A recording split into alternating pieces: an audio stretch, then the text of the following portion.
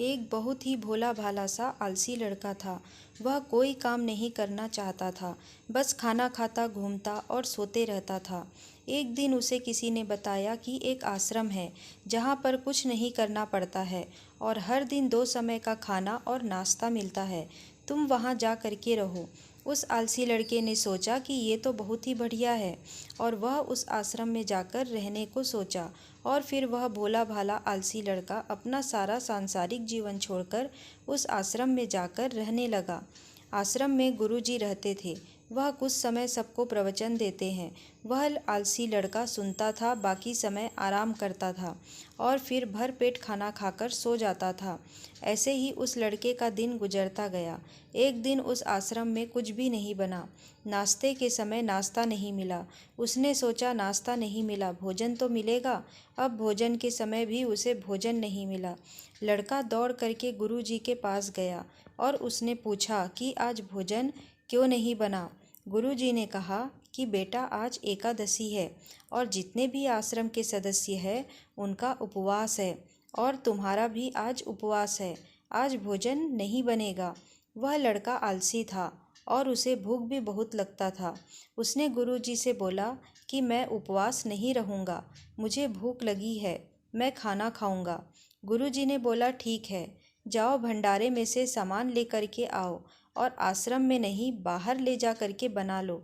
लेकिन याद रखना, भोजन बनाने के बाद सबसे पहला भोग भगवान को लगाना और फिर तुम प्रसाद पाना। वह लड़का बोला ठीक है और फिर अनाज लेकर नदी की ओर पहुंचा। भोजन पकाने लगा, तैयार हुआ। उसके बाद कहने लगा, भगवान श्री राम आइए, पधारिए, भोग लगाइए। अब जब उसे लगा कि भगवान तो आ नहीं रहे हैं, तो फिर कहने लगा कि मुझे मालूम है आपको तो अच्छा खाने की आदत है, मैं बना नहीं पाया और मुझे अच्छा भोजन बनाने भी नहीं आता, लेकिन जो भी रूखा सूखा बना है आकर खा लीजिए। भगवान श्री राम उसकी सरलता पर बहुत ही प्रसन्न हुए और उस लड़के को दर्शन दे दिए।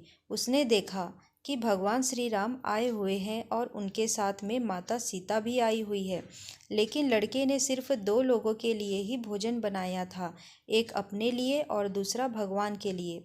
और अब क्योंकि भगवान के साथ माता सीता भी आई हुई थी, तो उसने उस भोजन को माता सीता और भगवान के सामने ग्रहण करने के लिए रख दिया। भगवान श्री राम और माता सीता ने भोजन किया और उसके बाद जब वह जाने लगे तो यह भोला सा आलसी सा लड़का बोला कि प्रभु, आप आए, दर्शन दिए, बहुत अच्छा लगा। मुझे खाने को कुछ नहीं मिला, लेकिन कोई बात नहीं। लेकिन आपसे एक विनती है कि अगली बार जब आप आएंगे तो कितने लोग आएंगे ये बता दीजिए, ताकि मैं उतने लोगों के लिए भोजन बनाकर रखा रहूं। भगवान श्री राम मन ही मन मुस्कुराए और फिर अंतर ध्यान हो गए। लड़का आश्रम गया, दिन बीतता गया और फिर एकादशी का दिन आया और इस बार उसने 3-4 लोगों के लिए अनाज ले करके खाना बनाने के लिए नदी के किनारे पहुंचा और उसने बड़े प्रसन्नता से भोजन बनाया और इंतजार करने लगा कि प्रभु आइए और भोग लगाइए। इस बार लड़का देखता है कि भगवान श्री राम पूरा राम दरबार लेकर के आए हैं, जैसे माता सीता, लक्ष्मण, भरत, हनुमान जी और सभी लोग आए हैं। लड़के ने 3-4 लोगों का भोजन बनाया था और इस बार भी भोजन कम पड़ गया। लड़के ने निराश होकर भोजन को प्रभु के आगे रख दिया। उन्होंने भोजन किया और फिर चले गए और इस बार भी लड़का फिर से भूखा रह गया। अब लड़का फिर आश्रम गया।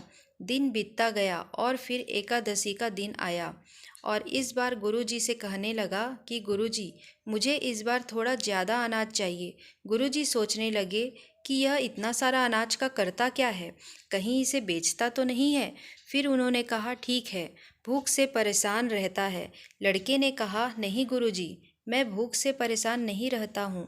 प्रभु के साथ बहुत से लोग आते हैं, उनको भी तो भोजन करना पड़ता है। गुरुजी को लगा कि लड़का पागल हो गया है, लेकिन गुरुजी ने सोचा कि चलो एक बार चलकर देखते हैं कि लड़का इस अनाज का करता क्या है। वह भोला सा लड़का अनाज लेकर के नदी के किनारे पहुंचा और इस बार भोजन बनाया नहीं। उसने सोचा कि प्रभु हर बार ज़्यादा लोगों को लेकर आते हैं, इस बार वह जितने भी आएंगे खुद बना करके भोग लगा लेंगे। और फिर प्रेम से प्रभु को बुलाने लगा। गुरुजी ये सब छुपकर देख रहे थे कि ये तो भोजन बनाया नहीं और प्रभु को बुला रहा है, लेकिन लड़के ने देखा कि इस बार प्रभु के साथ बहुत से लोग आए हुए हैं। तो उसने कहा कि प्रभु के सामने हाथ जोड़ करके कि प्रभु माफ़ करना, आप बहुत सारे लोग आते हो, मुझे संख्या पता नहीं होती है और मेरी हिम्मत भी नहीं होती है कि इतने सारे लोगों के लिए भोजन बनाऊं। आप स्वयं आइए, बनाइए, खाइए और भोग लगाइए। प्रभु मुस्कुराते हैं और अपने साथ आए सभी लोगों के साथ मिल करके भोजन बनाते हैं। गुरुजी ये सब छुप करके देखते हैं और फिर लड़के के पास आ करके कहते हैं कि तुम ये क्या कर रहे हो।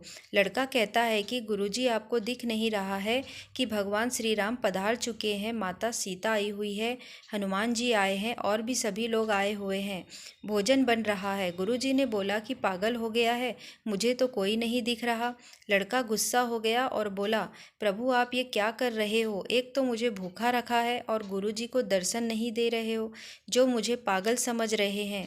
कृपा करके गुरुजी को दिख जाओ। भगवान बोले, नहीं, मैं इन्हें नहीं दिख सकता। लड़का बोला, क्यों नहीं दिख सकते, मेरे गुरुजी तो बहुत महान है, बहुत बड़े ज्ञानी है और ज्ञाता है। भगवान बोले, हाँ ज्ञानी और ज्ञाता होंगे, लेकिन तुम्हारी तरह सरल नहीं है। जो सरलता तुम में है वो तुम्हारे गुरुजी में नहीं है। लड़के ने ये बात गुरुजी से कह दी कि भगवान श्री राम कह रहे हैं कि आप में सरलता नहीं है, आप मेरी तरह सरल नहीं हैं, इसलिए आपको दिख नहीं सकते। गुरुजी की आंखें नम हो गई और रोने लगे। बोले कि बिल्कुल सही कहा, मेरे अंदर तुम्हारे जितनी सरलता नहीं है। और फिर माफ़ी मांगने लगे। फिर भगवान ने गुरु जी को भी दर्शन दिए। ये कहानी हमें सिखाती है कि जीवन में सरलता सबसे आवश्यक है। जितने सरल बने रहेंगे उतना जीवन में आगे बढ़ते चले जाएंगे। जब आप सरल होते हैं तो आप खुद भी मुस्कुराते हैं और दूसरों को भी मुस्कुराने की वजह देते हैं। अगर आपको हमारी कहानी पसंद आई है तो हमारे चैनल को लाइक, शेयर और सब्सक्राइब करें।